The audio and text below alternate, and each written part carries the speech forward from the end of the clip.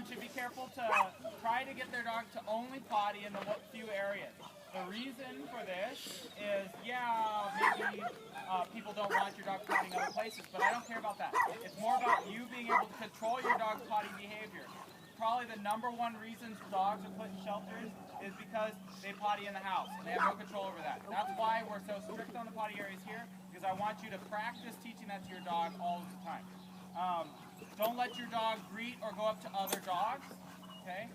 The dogs that come here are all different. Some are happy around other dogs, some aren't.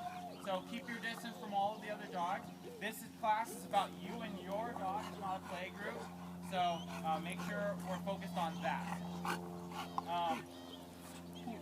As usual, we're going to start with a leash exercise. This isn't actually a leash exercise, but it does feed into leash handling. We're going to talk about pace changes, fast and slow. That's definitely for the advanced students. If the beginners, the beginners who have never been here before, I want you to play with this concept, and I'll come and help everyone as usual. The concept behind it is, I want the dog to do two things. I want the dog to start learning to read human emotion, and in order for them to read human emotion, we have to teach them. There are some things they know instinctually and some they don't. So we're going to teach them our tone of voice can mean for them to give more energy, and our tone of voice can mean to give less energy. Okay, and we're going to do that by teaching them how to speed up and slow down on command. And that's useful for a lot of different things. I know a lot of you guys here compete in sports. That's why you train with me, because I do nose work and tri-ball and herding and all those things. So it's not good enough for people who are competitive to simply perform a routine. They have to do it with some style and pizzazz, and they want to win.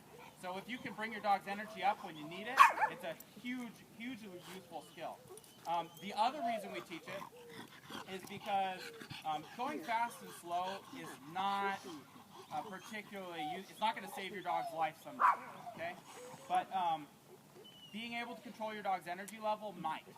So when we bring the dog's energy up, can we bring their energy back down? And that's what this exercise is all about. And that's why it's good for dogs like Jake or Shocker, who don't seem to have an off switch all the time. So we're teaching them an off switch now, okay? And like, speed up now slow down. So there's a couple things you have to control. One is your tone of voice, and the other is your energy level, okay? So as I walk with my dog, you'll see, and I'm going to reward her at different times. I'm just going to walk with her. I don't care about heeling, and right now I'm not caring about the leash being loose at the time. If you do this exercise right, just by the nature of the exercise, the dog will be on a loose leash because they'll be paying attention to you. So I'm going to start walking at a normal pace. I might switch directions like we normally do in the basic leash handling. Now, when I get to this one, I'm going to turn around and ask my dog to speed up. So first, I turn, I get my energy up a little, and come on, hurry. Good girl. Okay, pretty simple. Okay, that's just a hurry up. Now this time, I'm going to go back and forth, but when I get to the black rail, we're going to slow down. See her energy's up? Okay, we're going to normal pace. See how excited she got when I turned? This is what happens when you're walking down the street and there's a dog behind the fence that barks. The next time you go on your walk, 10 steps before, the dog's going crazy.